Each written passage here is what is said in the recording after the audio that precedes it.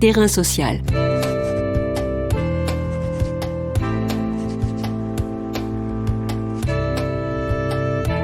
Hugues Chevarin. Anne Brunner. Anne Brunner est directrice des études à l'Observatoire des inégalités. La crise sanitaire, doublée d'une crise sociale plus ancienne, met à l'épreuve l'État-providence. Du pognon de dingue au quoi qu'il en coûte, formule choc du président Macron, quelle est la réalité de l'aide, de l'assistance fournie à nos concitoyens ? Les grands perdants ne sont-ils pas les jeunes ? Les plus favorisés continuent-ils à tirer les marrons du feu ? Noam Léandri et Louis Morin, de l'Observatoire des inégalités, montrent que les bénéficiaires de cet État-providence sont à la fois plus nombreux qu'on ne le croit, mais aussi plus divers, et que ceux qui le critiquent ne sont pas les derniers à en bénéficier.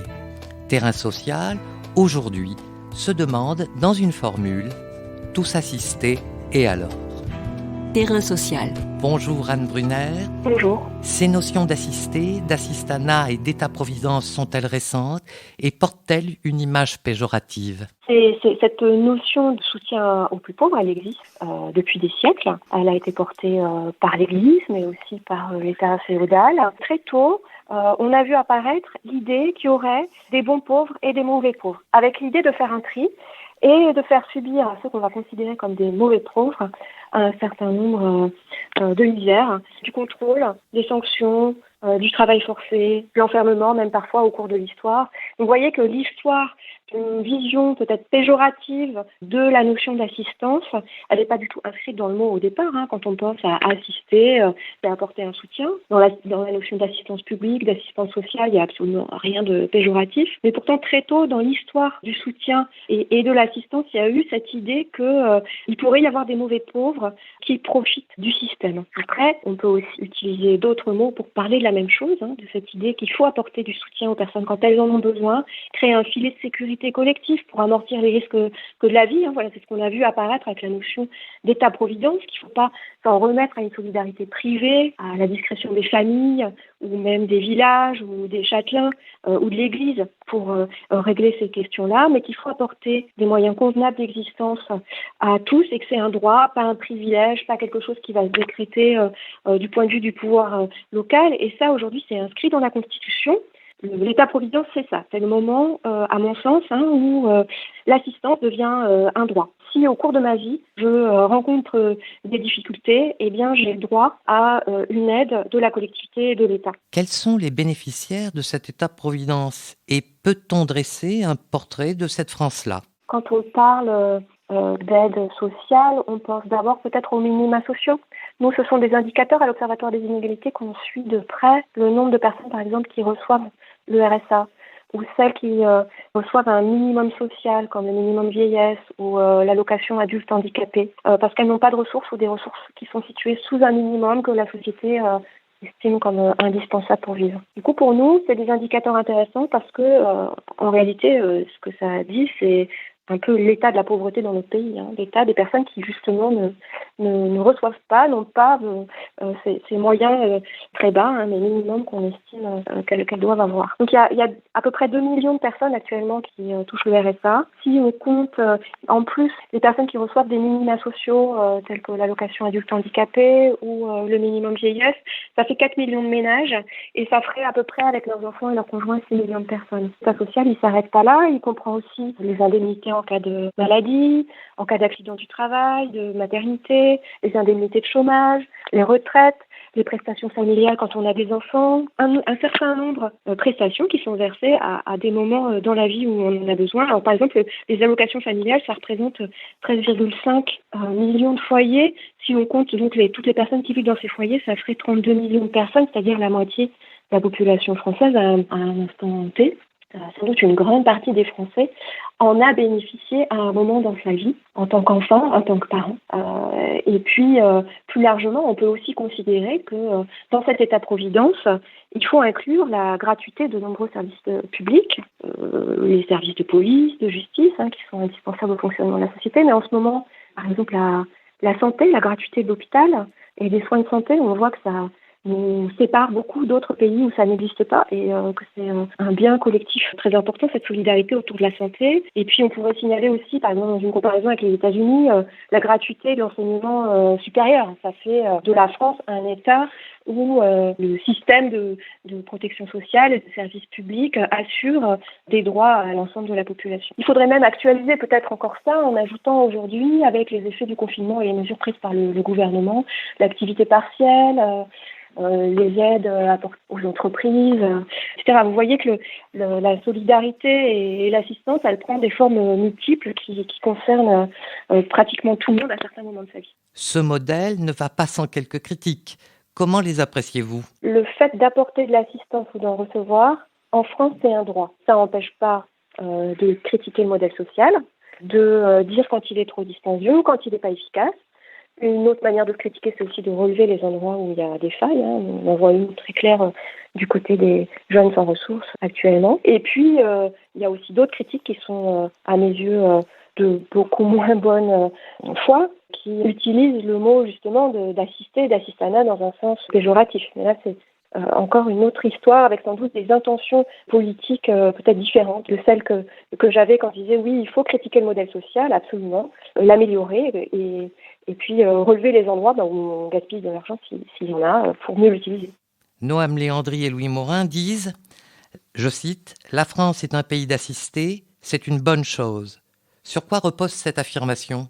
D'abord, on constate l'efficacité de notre modèle social en France. On s'aperçoit à travers nos chiffres qu'on arrive dans une certaine mesure et plutôt bien dans notre pays si on se compare aux autres grands pays européens et encore plus peut-être aux États-Unis ou à d'autres grands pays riches comme le Japon ou d'autres, à contenir à la fois le niveau de la pauvreté, une fois qu'on a payer ses impôts et verser les prestations sociales, bien la part de la population qui vit sous le seuil de pauvreté, elle est plutôt moindre en France que dans les autres grands pays riches et que donc dans le monde entier. Et puis, je dirais, les écarts de niveau de vie entre les plus riches et les plus pauvres, sans doute mieux contenus que dans un grand nombre d'autres pays. Les seuls qui réussissent à faire mieux sont souvent les pays du nord de l'Europe. Ça ne veut pas dire qu'il ne faut pas s'alarmer d'un certain nombre de phénomènes, en particulier. Alors, je ne veux pas tout mettre sur le dos de la crise actuelle, parce que loin s'en faut, ça fait déjà plusieurs dizaines d'années qu'on repère une augmentation des inégalités de revenus, qu'on repère une flexibilisation du marché du travail, la précarisation, qui, pour une fraction de la population qui est pas protégée par un CDI, en particulier, pour les moins diplômés, les jeunes qui arrivent sur le marché du travail avec un niveau de diplôme faible, les moins qualifiés des ouvriers et des employés, un taux de chômage qui augmente, une précarité qui augmente et une pauvreté qui augmente dans notre pays. L'Observatoire des inégalités formule des propositions. Quelles sont-elles ? Un des endroits, vous m'invitez à faire des propositions, un des endroits qui nous alarme particulièrement en ce moment, sur lesquels on a fait, qui font des propositions d'unifier les minima sociaux pour finalement arrêter de trier entre les personnes en fonction de leur âge, mais de dire si on n'a pas de ressources, eh bien on a le droit à un minimum vital et de situer ce minimum au niveau du seuil de pauvreté. C'est-à-dire qu'au lieu d'avoir des minima sociaux, le RSA, le minimum vieillesse, allocation handicap, etc., qui dépendent finalement de votre âge principalement, et d'exclure tous les jeunes de moins de 25 ans de ce filet de protection, mais nous, ce qu'on préconise, ce serait une extension du RSA à tous et surtout un relèvement du RSA au niveau du seuil de pauvreté, c'est-à-dire plutôt aux alentours de 900 € qu'aux alentours de 500, là où il est actuellement. Et est-ce que l'autre bout de la pyramide, c'est-à-dire les plus riches, bénéficient-ils aussi de l'État-providence ? Dans les services publics, par exemple, qui sont mis en œuvre, financés et gratuits pour toute la population, il y en a un certain nombre qui bénéficient principalement aux plus aisés. Je pense, par exemple, au coût de la scolarité. Si on s'arrête à 16 ans ou si on va jusqu'au niveau grande école, on ne coûte pas du tout la même chose à la collectivité. C'est du simple au double. On est de ce côté-là, du côté des pratiques culturelles. Je ne sais pas si je pense par exemple à l'accès au musée ou à l'opéra. On finance collectivement des services qui bénéficient d'abord au niveau de la société. C'est le cas aussi avec certaines réductions d'impôts ou certains avantages fiscaux. Par exemple, le fait d'avoir un enfant, si vous payez des impôts sur le revenu, c'est-à-dire vous êtes déjà assez aisé, ça vous apporte un avantage fiscal, puisque ça réduit votre impôt. Et plus vous gagnez, plus cet avantage fiscal est important. Un enfant de riche, finalement, il fait économiser à ses parents beaucoup plus que un enfant de quelqu'un qui sera dans un minimum social qui lui va pas payer d'impôts. La France est un pays d'assistés et que c'est bien. Et puis qu'il ne faut pas croire que les assistés sont forcément que ceux qu'on croit. Il y a aussi évidemment en haut de l'échelle sociale des personnes qui bénéficient du système. Comment oppose-t-on les uns aux autres et par quel discours? Et quelles en sont les raisons? Peut-être on va revenir un peu sur les sens péjoratifs qu'on peut donner au mot d'assister ou d'assistanat. Il y a une sorte de suspicion finalement que celui qui reçoit une aide de la collectivité, de l'État, en fait, s'il voulait, il pourrait aller travailler. Il n'aurait qu'à traverser la rue. Parmi les personnes assistées, il y aurait une grande proportion de gens qui trichent ou qui fraudent. Et puis il y a une variante un peu plus subtile de l'idée souvent mise en avant pour refuser plus de solidarité. Là, c'est le cas en ce moment avec les jeunes par notre président de la République. C'est l'idée qu'en aidant, finalement, on risque de désinciter, on risque de démotiver à aller chercher du travail. Et sous ce prétexte, finalement, on préfère laisser les jeunes, par exemple, de moins de 25 ans sans minimum social, plutôt que de les sortir de la misère. Pourquoi est-ce que ces discours existent? Moi, je verrais peut-être au moins 3 mauvaises raisons. La première, c'est comme je vous le disais, c'est une manière de refuser la solidarité collective. Et puis, en prétextant le risque de désincitation, on peut refuser un effort de solidarité supplémentaire, en utilisant des arguments moraux, en quelque sorte, puisque la valeur du travail, tout le monde la partage. En tout cas, c'est largement partagé dans notre société. C'est aussi une manière, à mon sens, de maintenir l'ordre établi. Ça, c'est sans doute une deuxième manière d'utiliser cet argument, c'est de dire, stigmatisant les personnes qui ont échoué à l'école, qui sont au chômage, qui sont dans une difficulté sociale, en les renvoyant à leurs responsabilités individuelles, en conservant l'idée que s'ils sont en difficulté, c'est de leur faute et que c'est un échec individuel, on maintient l'ordre des choses des inégalités. Et ça, c'est un ressort assez puissant à la fois de culpabilisation, de culpabilité. C'est une manière aussi, il nous semble, de détourner l'attention des catégories populaires et de leur désigner des boucs émissaires. On n'est plus tranquille pour s'enrichir quand on est riche si, pendant ce temps-là, on désigne aux catégories moyennes, populaires, les plus pauvres comme le problème. Et ça nous semble assez dangereux. Ceci dit, une fois que j'ai dit tout ça, je voudrais quand même souligner que cette manière de penser l'opinion des Français, en réalité, les Français ne s'y laissent pas prendre, ça ne prend pas tant que ça. Et beaucoup moins que ce qu'on croit. Il y a le ministère des Solidarités qui fait un genre de sondage immense auprès de milliers de Français tous les ans. C'est un travail d'une très grande qualité. C'est un baromètre sur les valeurs et tous les ans, ils demandent aux Français qui pensent d'un certain nombre de sujets en rapport avec les valeurs et la solidarité. Et on s'aperçoit en fait que quand on leur pose la question, il y a 56% des Français qui répondent qu'on n'en fait pas assez pour les plus pauvres. Il y en a 90% pratiquement qui pensent qu'on n'en fait soit pas assez ou ce qu'il faut. En tout cas, ils sont moins de 10% à dire qu'on en fait trop. Si on leur demande pourquoi, à leur sens, il y a des personnes en situation de pauvreté, il y a près de 2/3 des Français qui répondent qu'ils n'ont pas eu de chance. Et beaucoup moins qui disent que ces personnes n'ont pas fait d'efforts. Donc vous voyez, c'est pas si évident en fait que ces discours prennent. Et quand on demande aux Français si on devrait augmenter le RSA, par exemple, une mesure très concrète, il y a près de 2/3 des Français qui disent oui. On entend beaucoup ces discours dans les médias. Ils sont mis en avant, à mon avis, de façon extrêmement dangereuse, évidemment par l'extrême droite, mais aussi par d'autres pans du panorama politique. Et à mon avis, ça repose en partie sur l'illusion que les Français adhéraient à ce type de valeurs, ce qui est en partie grandement faux. On est allé du pognon de dingue au quoi qu'il en coûte. N'a-t-on pas l'impression qu'ils ont perdu la boussole? Doit-on absolument investir dans ces politiques d'assistance et évidemment dans la situation actuelle?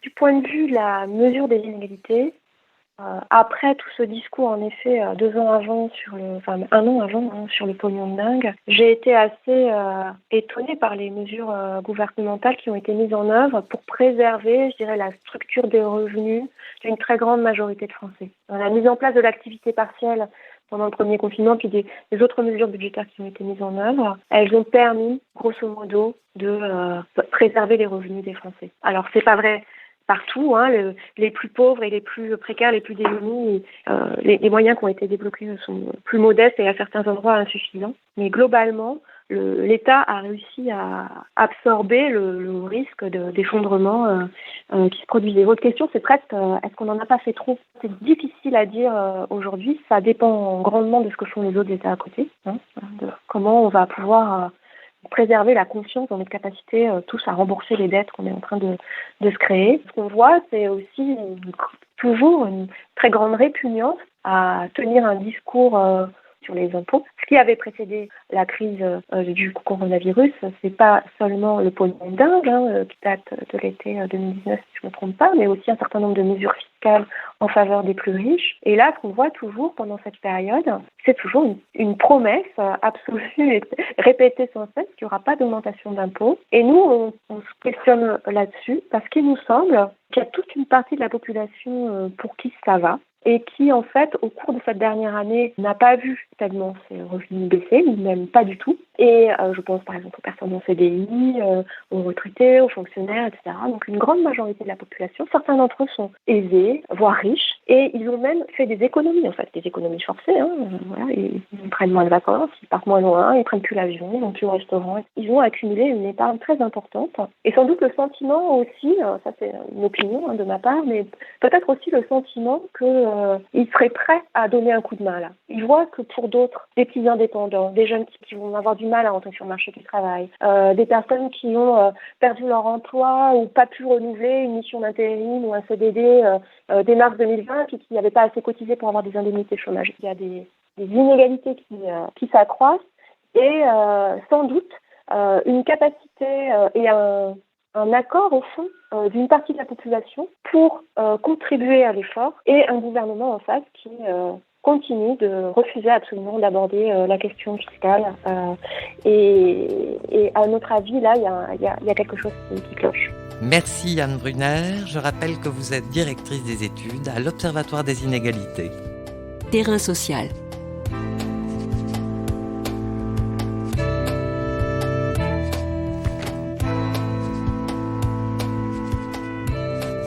Tous les podcasts du chantier sont à retrouver sur lechantier.radio et sur les plateformes d'écoute.